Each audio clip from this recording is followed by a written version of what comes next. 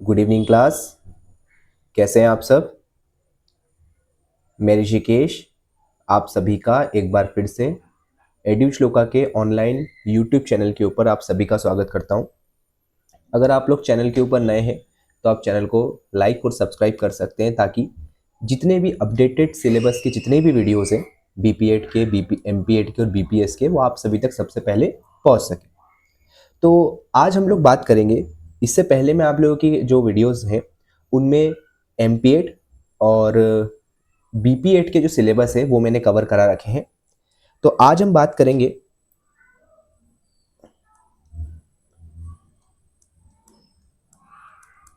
बीपी8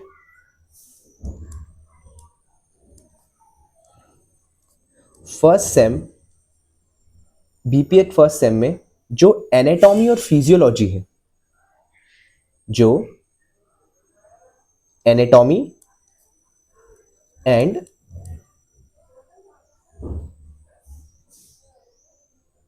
physiology है, मैं आज इसके यूनिट 1 के बारे में आप लोगों से बात करूंगा इस पूरे वीडियो के अंदर। और कोशिश करूंगा कि 2 या 3 वीडियो में आप लोगों का यूनिट 1 बहुत अच्छे तरीके से और बहुत डीप तरीके से आप लोगों को उस कवर में करा सकूं। यूनिट 1 के बारे में वीडियो होगा। तो चलिए अब मैं शुरू करता हूं। सबसे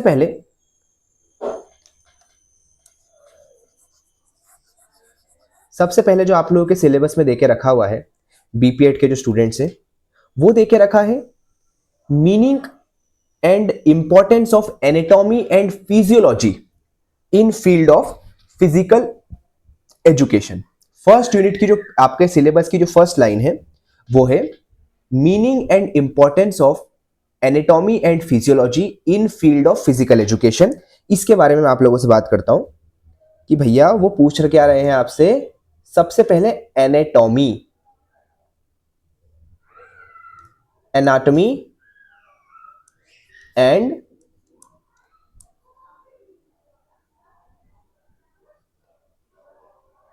फिजियोलॉजी।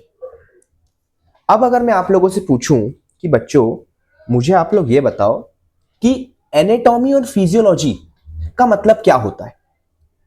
तो किसी ने कुछ इससे पहले कभी इसको सुना हो तो उसको शायद पता हो, पर मैं आपको बताता हूं सबसे पहले कि ये एनाटॉमी का मतलब क्या होता है। सर एनाटॉमी का मतलब क्या होता है, यहां देखो। जैसे अगर मैं आप लोगों से कहूं कि दुनिया भर के सारे कैलकुलेशंस की स्टडी को हम क्या बोलेंगे, तो आप बोलोगे सर ये तो बहुत इजी क्वेश्चन है। दुनिया में जितने कैलकुलेशन होते हैं प्लस माइनस डिवाइड मल्टीप्लाई, इनकी स्टडी हम मैथमेटिक्स के अंदर करते हैं। बिल्कुल सही बात है।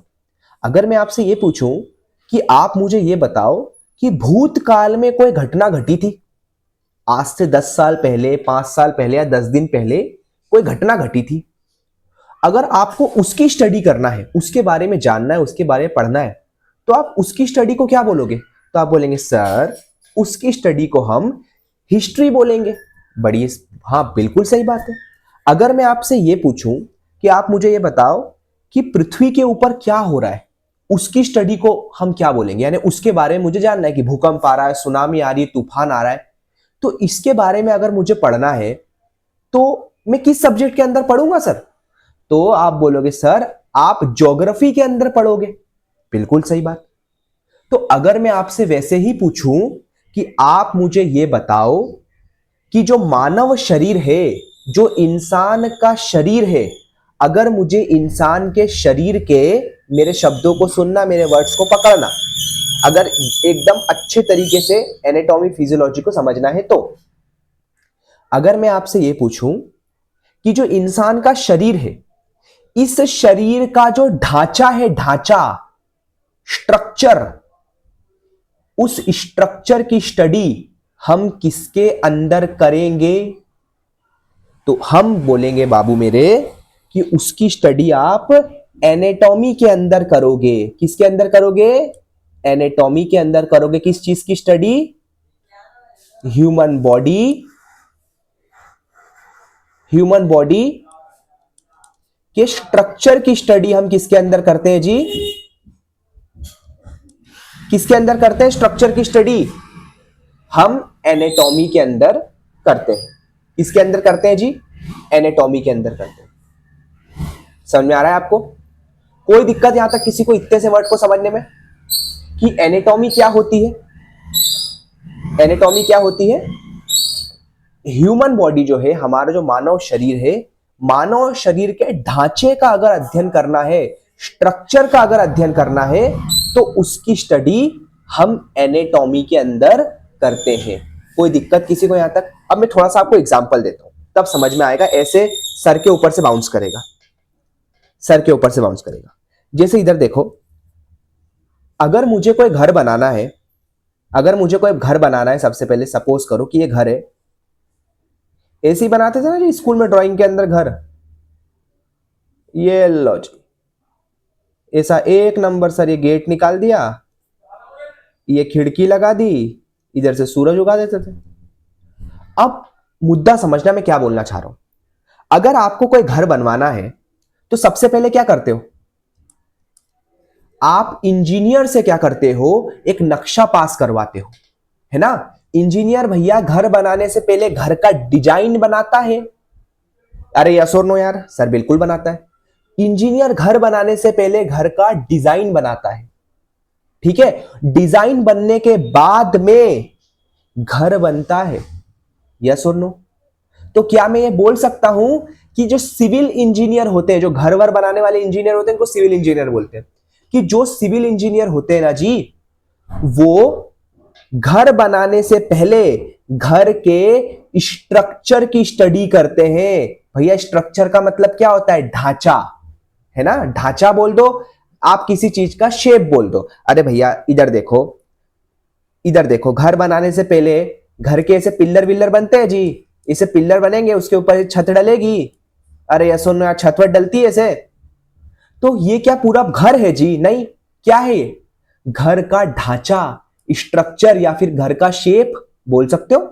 कुम्हार जब एक मटका बनाता है, तो मटका बनाने से पहले कुम्हार उस मटके का आकार बनाता है, शेप बनाता है, ढांचा बनाता है, स्ट्रक्चर बनाता है। मतलब एक ही है, एक ही मतलब है जो मैं आपको बता रहा हूं। बस थोड़ा सा क्या हो जाता है ना, मेडिकल वगैरह में जब हम इन सब चीजों को पढ़ते हैं तो ऐसे वर्ड यूज करते हैं कि विद्यार्थी कंफ्यूज कैसे हो, तो वर्ड कंफ्यूज करो। स्ट्रक्चर बोलता है, स्ट्रक्चर। अरे शेप अगर हो जाएगा, आकार अलग अगर हो जाएगा, तो भी बात बराबर है। समझ में आ रहा है? तो आप घर बनाने से पहले पहले घर के आकार का अध्ययन करते हो ना, घर के स्ट्रक्चर का अध्ययन करते हो ना, तभी तो घर बना पाता है एक इंजीनियर। अरे यस और नो यार? अब जरा वापस आओ। मेरा मानव शरीर है, मेरी ह्यूमन बॉडी है, ह्यूमन बॉडी है ना? फिजिकल एजुकेशन किस चीज की स्टडी है?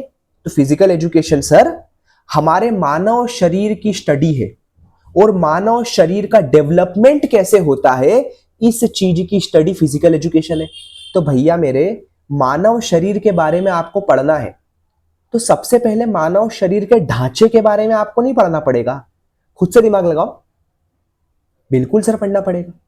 अगर मैं मानव शरीर को जानना चाहता हूं, ये देखो मानव शरीर आपके सामने बैठा हुआ है, अगर मैं ह्यूमन बॉडी को जानना चाहता हूं, तो पहले मुझे ह्यूमन बॉडी के शेप को जानना पड़ेगा, पहले मुझे ह्यूमन बॉडी के स्ट्रक्चर को जानना पड़ेगा, पहले मुझे ह्यूमन बॉडी के ढांचे को जानना पड़ेगा, तब जाके मैं ह्यूमन बॉडी के बारे में अच्छे तरीके से जान पाऊंगा। तो एनाटॉमी किस चीज की स्टडी है जी? ह्यूमन बॉडी के स्ट्रक्चर की स्टडी है, ढांचे की स्टडी है ह्यूमन बॉडी के। कौन? एनाटॉमी। तो भैया अब मेरी बात आपके दिमाग तक पहुंची कि ह्यूमन बॉडी किस चीज की स्टडी, अपना एनाटॉमी किस चीज की स्टडी है? तो जो एनाटॉमी है वो हमारी ह्यूमन बॉडी के स्ट्रक्चर की स्टडी है, हमारे ह्यूमन बॉडी के ढांचे की स्टडी है। अब देखो, आंख है, आंख, ये आईज दिख रही है, आईज। हाँ, अगर मुझे ये आईज के स्ट्रक्चर की स्टडी करनी कि कौन कौन सी चीजें मेरी आंखों के अंदर है, तो किसके अंदर करूंगा जी? एनाटॉमी के अंदर करूंगा, है ना जी? अगर मुझे ये पढ़ना है कि मेरी उंगलियों के अंदर क्या क्या है, तो कहां पे पढ़ूंगा? एनाटॉमी के अंदर पढ़ूंगा। अगर मुझे ये पढ़ना है कि मेरी बैक के अंदर कौन कौन सी हड्डियां है, कमर के अंदर, तो कहां पढ़ूंगा? एनाटॉमी के अंदर पढ़ूंगा।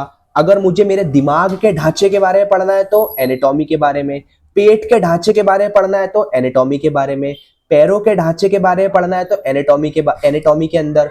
तो इस कहने का मतलब ये कि मेरे मानव शरीर के अंदर में किसी भी चीज की स्ट्रक्चर, किसी भी चीज की डिजाइन, किसी भी चीज के शेप की अगर स्टडी करूंगा, उनके बारे में जानना चाहूंगा, तो मैं एनाटॉमी के अंदर जानूंगा। समझ में आ रहा है आपको? कोई दिक्कत किसी को? यहां तक सबको समझ में आया कि एनाटॉमी किस चीज की स्टडी है जी? हमारे आसान भाषा में समझ लो कि हमारे ह्यूमन बॉडी के स्ट्रक्चर की स्टडी, हमारे ह्यूमन बॉडी के शेप की स्टडी, हमारे ह्यूमन बॉडी के ढांचे की स्टडी क्या है? एनाटॉमी। कोई दिक्कत किसी को यहां तक कि सर एनाटॉमी क्या है? कोई दिक्कत? अब आते हैं फिजियोलॉजी क्या है। अब कैसे आते हैं? फिजियोलॉजी के ऊपर आते हैं कि सर फिजियोलॉजी क्या है सर, ये तो बताओ। आपने ह्यूमन बॉडी के शेप के बारे में तो पढ़ लिया कि आंख है, आंख के अंदर कौन कौन सी चीजें होती है, पलक कहां पे है, गोल जो आइरिस काला काला दिखता है इसका क्या काम है, ये तो आपने पढ़ लिया किसके अंदर? एनाटॉमी के अंदर। पर जब तक आपको ये नहीं पता होगा कि ये सब चीजें काम कैसे करती है, क्या जब तक आप इन चीजों के बारे में अच्छे से जान पाओगे? कहने का मतलब समझो, अगर मैं आपसे बता दूं कि बच्चों ये मोटरसाइकिल है, बाइक है, बाइक में क्लच होता है, एक्सीलेटर होता है, नीचे गियर होता है, हॉर्न होता है, सेल्फ होता है, इंडिकेटर होता है, इसके ढांचे के बारे में आपको पढ़ा दूं, पर मैं आपको ये नहीं बताऊं कि ये काम कैसे करते हैं, तो क्या आप अच्छे से गाड़ी चलाना सीख पाओगे? नहीं सीख पाओगे सर।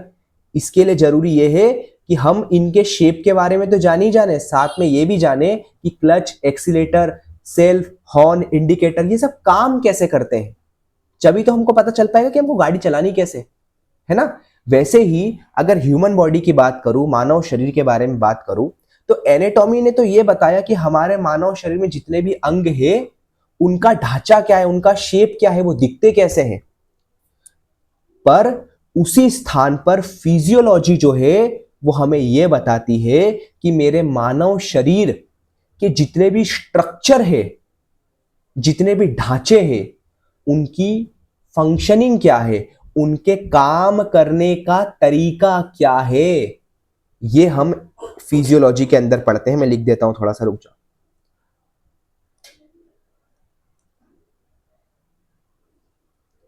जो हमारे ह्यूमन बॉडी का स्ट्रक्चर है ना, उस स्ट्रक्चर की जो फंक्शनिंग है, फंक्शनिंग का मतलब, फंक्शनिंग का मतलब क्या है? काम करने का तरीका, काम करने का तरीका। तो जैसे मेरी ह्यूमन बॉडी है, मेरी ह्यूमन बॉडी आखिर काम कैसे कर रही है? अगर मैं आपके सामने यहां पे स्क्रीन पे बैठ के बोल पा रहा हूं, तो मेरा ब्रेन आखिर कैसे सोच रहा है, मेरा दिमाग कैसे मेरे हाथों को कंट्रोल कर रहा है। मैं जो बोल रहा हूं, मैं दिमाग से ही तो सोच के बोल रहा हूं ना, कि कहीं से कहीं फोटोकॉपी ऐसे लिख के आ रहा है जो यहां से यहां डिलीवर कर रहा हूं। नहीं, मैं दिमाग से ही तो सोच के बोल रहा हूं ना कि मैं क्या चीज बोलूं, आपको कैसे समझाऊं। तो आप देखो मेरी ह्यूमन बॉडी किस तरीके से काम कर रही है। आप जहां पे बैठ के इस वीडियो को देख रहे हो, आपकी भी ह्यूमन बॉडी काम कर रही होगी। आप अगर इसे कॉपी पेन लेके नोट्स बना रहे हो, तो आप समझ रहे हो पहले, और उसके बाद में अपने शब्दों में नोट्स बना रहे हो। तो आपके शरीर के काम करने का तरीका, अगर एक एथलीट दौड़ रहा है ट्रैक के ऊपर, तो उसका शरीर किस तरीके से काम कर रहा है, कैसे उसके बॉडी के अंदर खून फैल रहा है, कैसे उसका दिमाग काम कर रहा है, कैसे उसके पैर काम कर रहे हैं, कैसे उसके हाथ काम कर रहे हैं, आपको तमाम इन चीजों के बारे में जानना है। तो कैसे जानोगे सर? सिंपल सी बात है, हम ये जानेंगे कि शरीर हमारा काम कैसे करता है, तो हम ये भी जान जाएंगे कि ये जो सामने काम हो रहा है ये किस तरीके से हो रहा है। समझ में आ रहा है? तो फिजियोलॉजी के अंदर हम किस चीज की स्टडी करते हैं, किस चीज के बारे में पढ़ते हैं कि हमारा मानव शरीर आखिर अलग अलग परिस्थितियों में किस तरीके से काम करता है। समझ में आया कि फिजियोलॉजी किस चीज की स्टडी है और एनाटॉमी किस चीज की स्टडी है। अगर इन दोनों को आप मिक्सचर बना दो, दोनों को अगर आप बहुत अच्छे से पढ़ लो, तो आप ह्यूमन बॉडी के बारे में बहुत अच्छे तरीके से जान जाओ। कोई दिक्कत? समझ में आ रहा है सबको? एनाटॉमी ने क्या बताया कि मेरे शरीर में जो अंग है उनका ढांचा कैसा है, उनका शेप कैसा है, ठीक है। और फिजियोलॉजी ने क्या बताया कि मेरे जो शरीर का जो शेप है, जो मेरे शरीर का स्ट्रक्चर है अंगों का, आखिर वो काम कैसे करता है, ये हमें किस में पढ़ते हैं, हम फिजियोलॉजी के अंदर पढ़ते हैं। कोई दिक्कत? जैसे यहां देखो, इधर देखो जी, ये क्या है? ओहो सर, ये क्या बना दिया सर, ये क्या है? ये एक टूटा हुआ, ये एक टूटा हुआ दिल है। क्या है जी? टूटा हुआ दिल है। अब मैं आपसे पूछता हूं कि ये दिल में कौन कौन सी जगह है, जरा आप मुझे बताओ। तो आप एक तो बताओगे सर इसका शेप कैसा है, दूसरा आप ये बताओगे सर ये काम कैसे करता है। तो जब हम बात शेप के बारे में करें, स्ट्रक्चर के बारे में करें, तो किसके बारे में बात होगी सर? एनाटॉमी के अंदर हम पढ़ते हैं। और जब बात होगी काम कैसे होगा, तो हम फिजियोलॉजी के अंदर पढ़ते हैं। ये दिल का शेप इस तरीके का दिखता है, एनाटॉमी में पढ़ा, किसी को ऐसे देखा, धक धक धक धक धक धक हुआ। ये हमें कैसे पता चला कि अचानक से हार्ट बीट बड़ी धक धक धक होने लगा? ये तो काम करने का तरीका है। तो ये हम किसके अंदर पढ़ेंगे? ये हम फिजियोलॉजी के अंदर पढ़ेंगे। कोई दिक्कत? कंफ्यूजन हो गया क्लियर कि एनाटॉमी क्या होता है, फिजियोलॉजी क्या होता है? Very good. आगे चलें, आगे चलें जी, कि एनाटॉमी क्या है, फिजियोलॉजी क्या है। इसको मिटा दूं। अब देखो जरा यहां पे, एनाटॉमी और फिजियोलॉजी क्या होता है, ये तो समझ में आया सबको कि सर एनाटॉमी समझ में आ गया क्या होता है, फिजियोलॉजी क्या होता है। एक्सप्लेन कर दोगे इसको? अरे जी एनाटॉमी का मिट गया।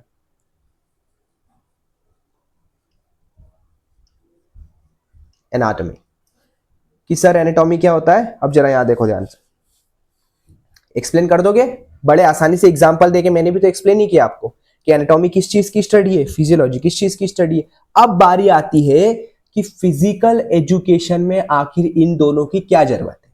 आप हमें यह बताओ कि फिजिकल एजुकेशन में एनाटॉमी और फिजियोलॉजी की क्या नीड्स है, क्या जरूरत है, क्या इंपॉर्टेंस है। एक ही बात है, क्या नीड्स है, क्या जरूरत है, क्या इंपॉर्टेंस है, क्या है सर, क्यों हम पढ़ रहे हैं फिजिकल एजुकेशन में आके एनाटॉमी और फिजियोलॉजी, हमें ये समझो।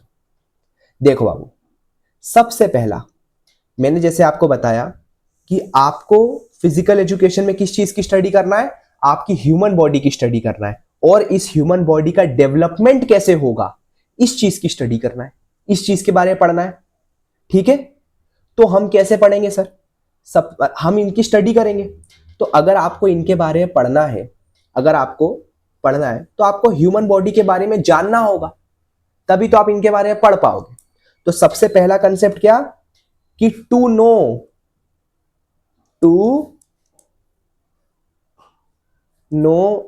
About human body.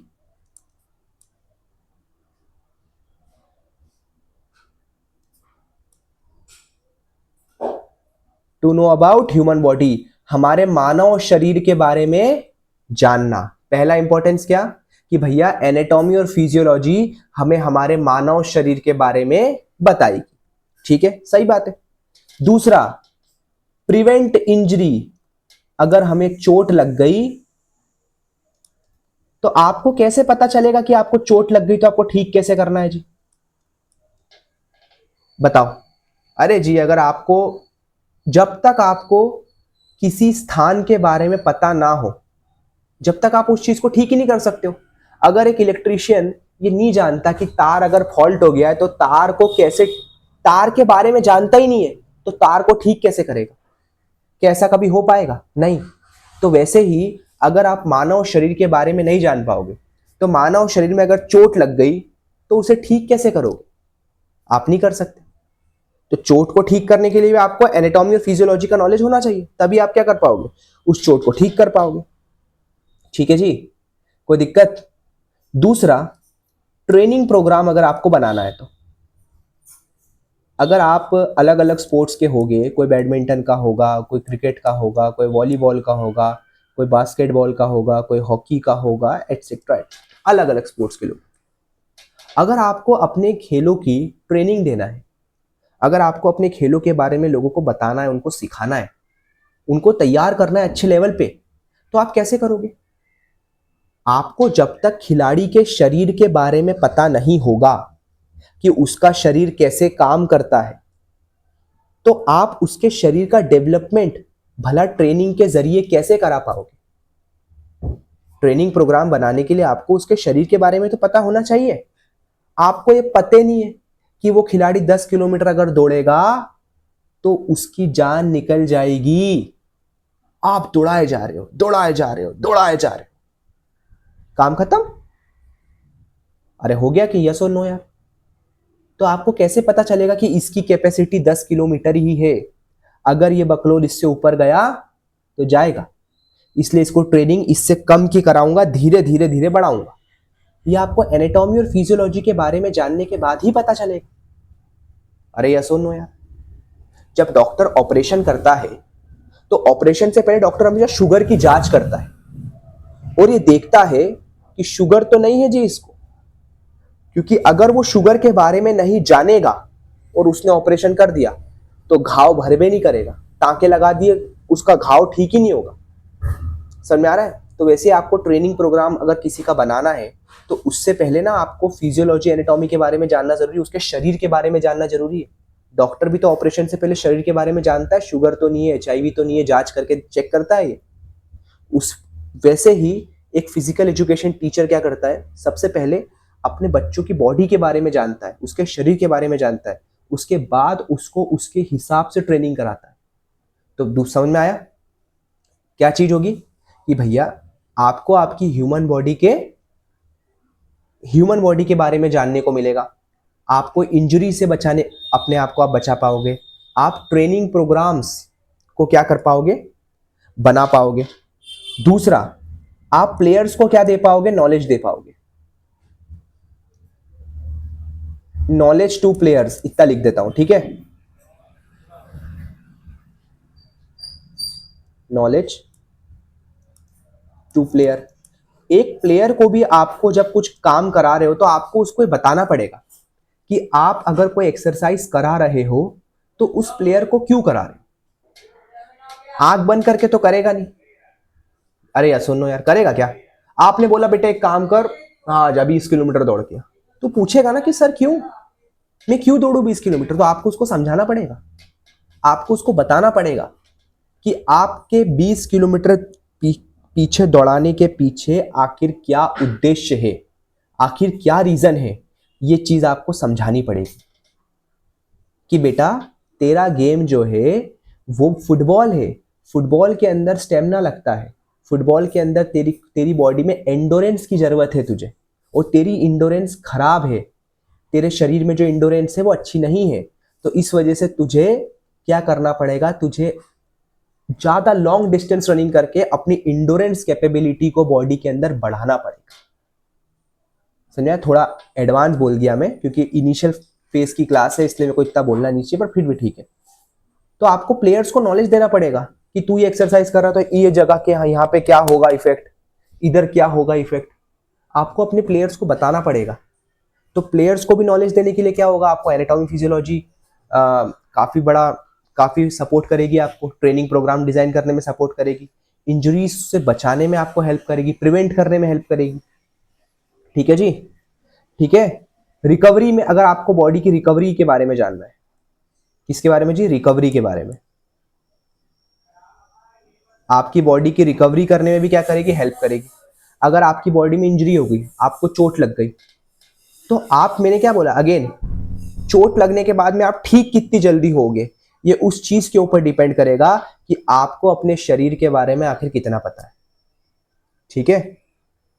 आपको पता नहीं है कि 10 दिन में ठीक होऊंगा, आप डॉक्टर ने बोला भैया रेस्ट करना पड़ेगा, आराम करना पड़ेगा, आप घूमे जा रहे हो, लगे पड़े हो, कैसे ठीक हो जाओगे? आपको अपनी बॉडी के बारे में जानना पड़ेगा ताकि आप उसको फटाफट से रिकवर कर लो, फटाफट से पहले की तरह तैयार कर लो। समझ में आ गया जी आपको? कोई दिक्कत? कि एनाटॉमी क्या है, फिजियोलॉजी क्या है, फिजिकल एजुकेशन में इसके क्या महत्व है, क्या इंपॉर्टेंस है।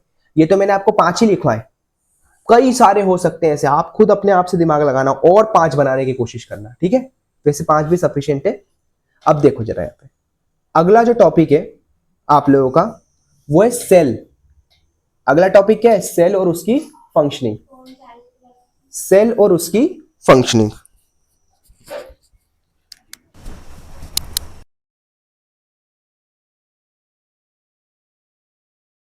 अगला टॉपिक क्या है, सेल और उसकी फंक्शनिंग।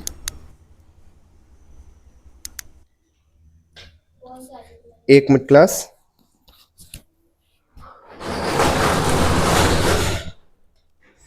तो यहां देखो अगला क्या है कि भैया जो सेल है वो सेल आखिर क्या होता है। अगले टॉपिक में क्या सेल और टिश्यू के बारे में बात हुई की हुई है।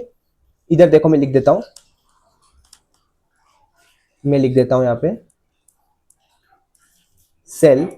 हिंदी में हम सेल को क्या कहते हैं जी, कोशिका। हम हिंदी में सेल को कहते हैं कोशिका। क्या कहते हैं हम हिंदी में, हम हिंदी में सेल को कहते हैं कोशिका। अब आपका अगला, सर आपने एनाटॉमी फिजियोलॉजी तो बता दिया, अब आप इसके अंदर बताना शुरू करो। जितना आपके सिलेबस में है केवल मैं उतना ही बताऊंगा, इससे बाहर में जाऊंगा ही नहीं जरा सा, ठीक है। तो सबसे पहले हम बात करते हैं सेल के बारे में कि सर ये सेल क्या होता है। ये अब एनाटॉमी के अंदर हम घुसते जा रहे हैं, ठीक है। एनाटॉमी फिजियोलॉजी के अंदर अंदर अब हम जाते जाएंगे, ठीक है। अभी आपको समझ में आएगा। टॉपिक क्या है आपका, सेल। हिंदी में क्या कहते हैं इसको, कोशिका। अब मैं आपसे पूछूं कि बेटा बताओ कोशिका क्या होता है, बता पाओगे? नहीं, अगले 15-20 सेकंड के बाद बता दोगे। इधर देखो, आपने कभी किसी मिट्टी के कुल्हड़ को देखा है क्या, जिसके ऊपर आप चाय पीते हो ना, ऐसे कैफे के ऊपर बैठ के, ऐसे ऐसे ही होता है ना कुल्हड़ जी, मिट्टी का कुल्हड़। अरे जी कुल्हड़ ऐसे ही होता है ना जी, कुल्हड़। ये कुल्हड़ जो मिट्टी का बना है ये डायरेक्ट ऐसे ही बन गया क्या? नहीं सर, मिट्टी के बहुत छोटे छोटे कण थे, और मिट्टी के छोटे छोटे छोटे छोटे छोटे कणों को जब एक साथ कुमार ने बना के एक साथ रख दिया तो कुल्हड़ का निर्माण हो गया। अरे ऐसे ही तो हुआ ना जी। आप बताओ, अगर आपके घरों में ऐसे लोहे की अलमीरा हो, ऐसी लोहे की अलमीरा, कर्सर कहां गया, ऐसे अगर लोहे की अलमीरा हो, ये जो लोहे की अलमीरा है ये डायरेक्ट क्या ऐसे ही बन गई? नहीं, लोहा था लोहा, लोहे के बहुत छोटे छोटे कण थे, कण, जिन्हें हम आयरन पार्टिकल्स बोलते हैं। केमिस्ट्री की दुनिया में इन्हें आयरन पार्टिकल्स बोला जाता है, पर पार्टिकल को गोली मारो। लोहे को हिंदी में क्या बोलते हैं, आयरन बोलते हैं। इतना याद रख लेना, इतना समझने के लिए। ये जो आयरन था, जो लोहा था, लोहे के बहुत छोटे छोटे छोटे कणों को जब आपस में पिघला के ऐसे सिस्टमेटिक रूप से लगा दिया जी, तो ये लोहे की अलमीरा बन गई। अरे यस और नो यार, बिल्कुल।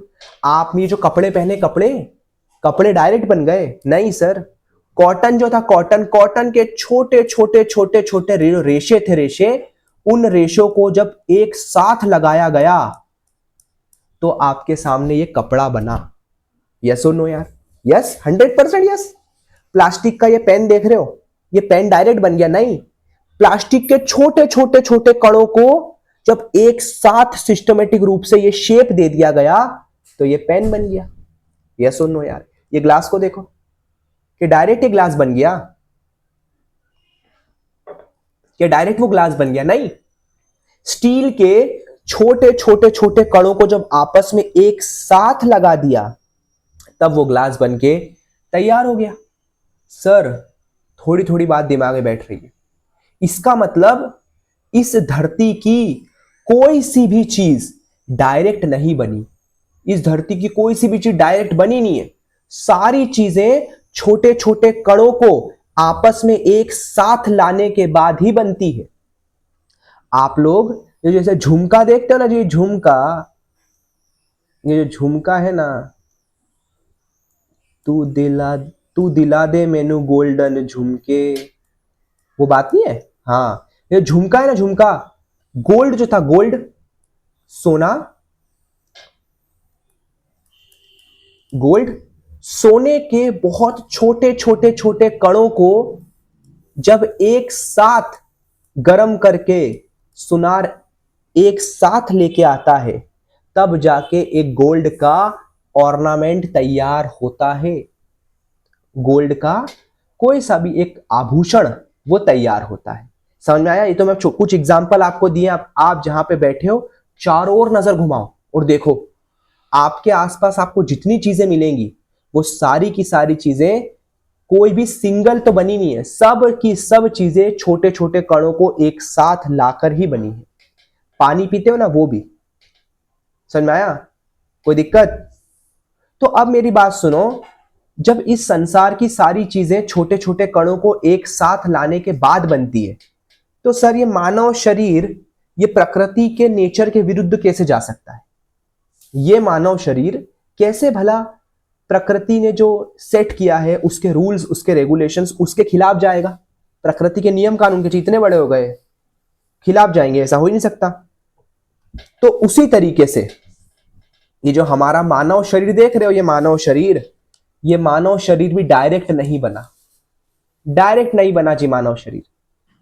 ये मानव शरीर जैसे लोहे को बनाने वाला सबसे छोटा कण लोहे का कण था, मिट्टी को बनाने वाला सबसे छोटा कण मिट्टी का कण था, ठीक है? उसी तरीके से मानव शरीर को बनाने वाला, सुनना मेरे शब्दों को, मानव शरीर को बनाने वाला सबसे छोटा कण सेल होता है। क्या होता है जी? सेल होता है। ये देख रहे हो, ये मानव शरीर के अंदर ऐसे करोड़ों अरबों सेल हैं, करोड़ों अरबों।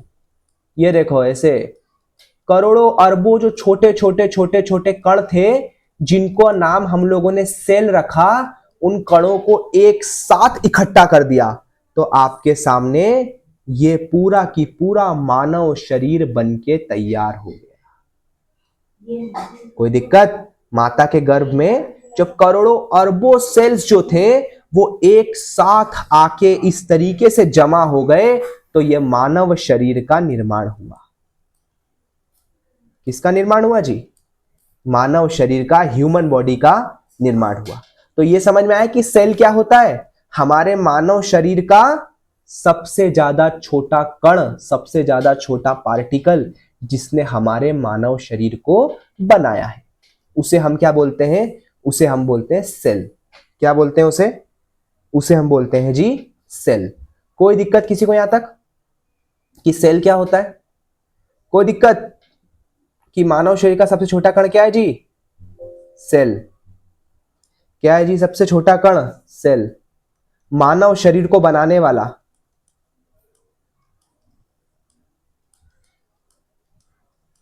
मानव शरीर को बनाने वाला जो कण है, सबसे छोटा कण, वो क्या है?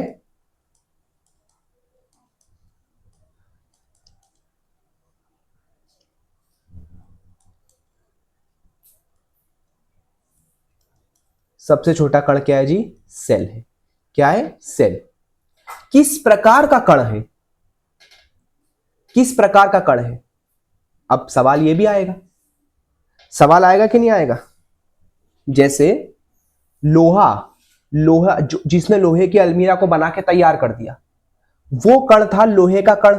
तो कैसा कण है? सर बहुत हार्ड है, बहुत कठोर है। ये प्रकार है, इसका स्वभाव है ना उस लोहे के कण का। अरे यस और नो यार? बिल्कुल। अगर मैं आपसे पूछूं प्लास्टिक का कण कैसा है, तो आप बोलोगे सर हल्का हल्का सॉफ्ट होता है प्लास्टिक का कण, इसीलिए जब प्लास्टिक को मैं हल्का सा प्रेस करता हूं तो प्लास्टिक दबता है। क्यों? क्योंकि उसका जो कण है जिससे वो प्लास्टिक बना है, वो कण भी दबता है। मतलब जो स्वभाव किसी भी चीज को बनाने वाले सबसे छोटे कण का होगा, उसके पार्टिकल का होगा, वही की वही स्वभाव वो पूरी चीज का भी होगा जो उस पार्टिकल से बनी है। ठीक है? लोहा बहुत कठोर था, इसलिए लोहे से बनने वाली सारी चीजें कठोर होती है। ठीक है? ये उसका स्वभाव है। तो सेल का स्वभाव कैसा है? अब देखो आपका स्वभाव क्या है, अपने आसपास देखो। मानव शरीर तो सेल से बना है, तो जो मानव शरीर का स्वभाव है वो पूरा की पूरा स्वभाव किसका है? सेल का है। क्या स्वभाव है मानव शरीर का, मुझे बताओ कि मानव शरीर क्या कर सकता है, सांस ले सकता है। ठीक है, मानव शरीर खाना पचा सकता है।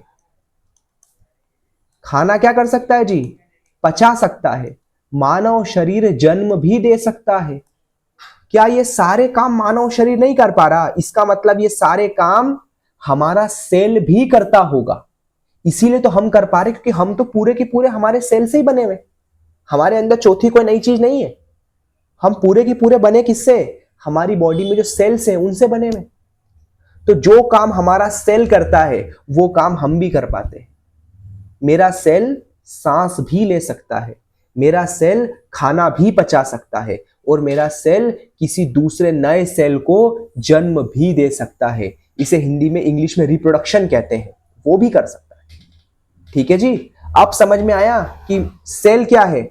मानव शरीर को बनाने वाला सबसे छोटा कण जो जो जो अपने आप के लिए सारे काम कर सकता है, जो सारे काम कर सकता है, जो सांस भी ले सकता है, जो खाना भी पचा सकता है, जो जन्म भी दे सकता है। ऐसा कण जो है वो सेल है। वो क्या है? सेल है। कोई दिक्कत जी? यहां तक किसी को कोई दिक्कत कि सेल किस प्रकार का कण है? सर ऐसा कण, अब देखो समझा दिया आपको अच्छे तरीके से, अब इसको एग्जाम में लिख भी देना, इस जैसे मैंने समझाया ना ऐसे ही, कि सेल क्या है? एक ऐसा कण, एक ऐसा सबसे छोटा कण जिसने मेरे मानव शरीर को बनाया है, और जो अपने आप के लिए सारे काम कर सकता है, सांस भी ले सकता है, खाना भी पचा सकता है, और किसी दूसरे सेल को जन्म भी दे सकता है। एक ऐसे कण का नाम, एक ऐसे मेरे शरीर को बनाने वाले पार्टिकल का नाम सेल है, जिसे हम हिंदी में कोशिका कहते हैं। कोई दिक्कत? ये कोशिका क्या होती है? कोई दिक्कत? कोशिका क्या होती है? पर समस्या यह हो गई कि कोशिका के बारे में किसी को पता ही नहीं था। आज अगर मैं यहां पे बैठ के कोशिका के बारे में आपको पढ़ा रहा हूं, तो ये मैंने कहीं ना कहीं पढ़ा है ना। तो ये किसने खोजा सबसे पहले कि भैया मानव शरीर को बनाने वाली कोशिका होती है, कोशिका से मानव शरीर बनता है? ये सबसे पहले पता किसको चला? सबसे पहले किसको पता चला? भैया ये ना दो वैज्ञानिक थे। एक वैज्ञानिक था, उसका नाम था रॉबर्ट हुक। क्या नाम था जी उसका? Robert Hooke.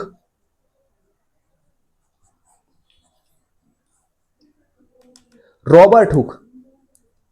रॉबर्ट हुक ने क्या किया? सबसे पहले रॉबर्ट हुक ने, उसको समझ में आया कि भैया सेल क्या होता है, तो उसने क्या किया? सबसे पहले सेल की खोज कर ली। किसने खोज कर ली जी? रॉबर्ट हुक सबसे पहले खोज कर लिया। बोले सेल होता है, ह्यूमन बॉडी सेल से बनी हुई है, और इसे दिखाने लगा लोगों को, बेटा देखो सेल, सेल, ह्यूमन बॉडी किससे बनी है? सेल से बनी है, सब देखो यहां पे। लोगों ने इसे देखा, बोला जी मरा हुआ कोशिका खोज दिया जी। मरे हुए सेल की खोज कर दी किसने? रॉबर्ट हुक ने। रॉबर्ट हुक ने कौन सेल की खोज कर दी? मरे हुए सेल की खोज किसने कर दी जी? रॉबर्ट हुक ने कर दी। सेल कैसा था? मरा हुआ था। मरे हुए सेल की खोज किसने कर दी जी? रॉबर्ट हुक ने कर दी। एक और वैज्ञानिक आया, उसका नाम था एंटोनी वेन लेवेनहुक। क्या नाम था जी? एंटोनी वेन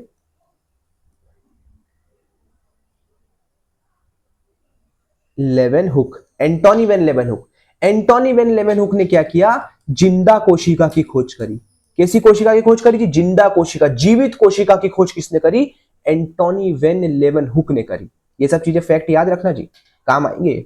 ठीक है, तो समझ में आया कि सेल की खोज किसने करी? Robert Hooke. और मरे हुए सेल की खोज किसने कर दी? एंटोनी वेन लेवेनहुक।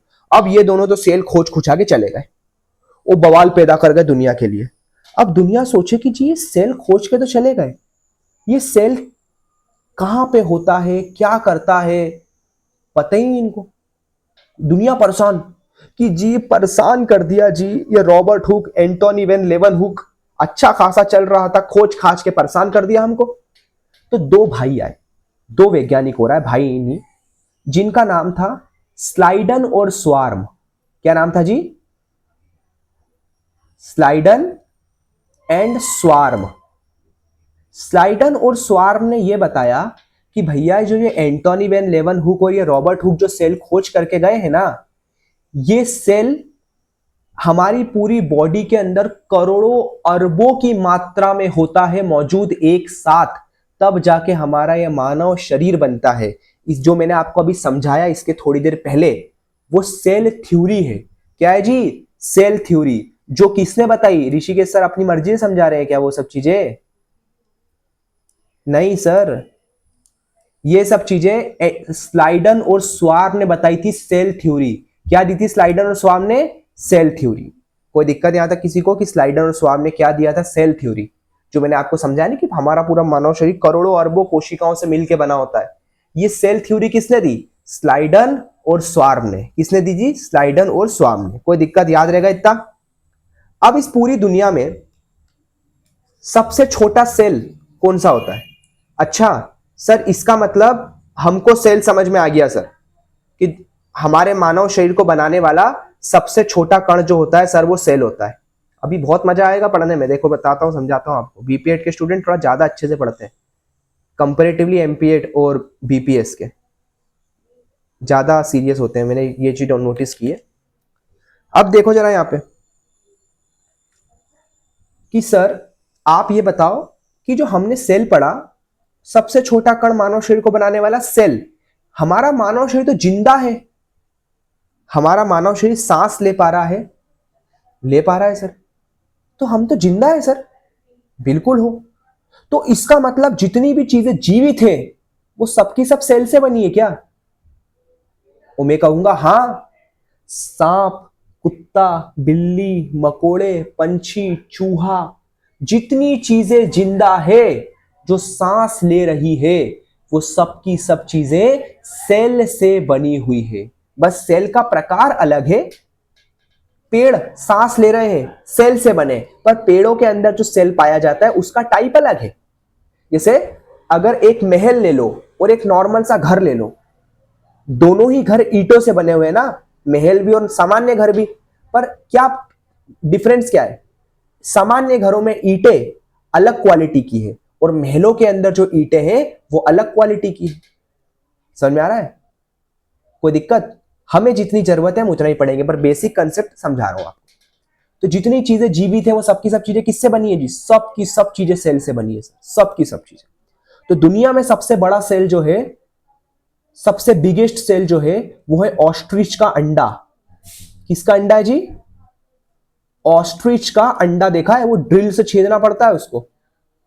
अब ऑस्ट्रिच एक जिंदा जीव है, जिंदा है ना, और अगर जिंदा जीवों की सारी चीजें भी जीवित होंगी, और जीवित चीजें किससे बनी है?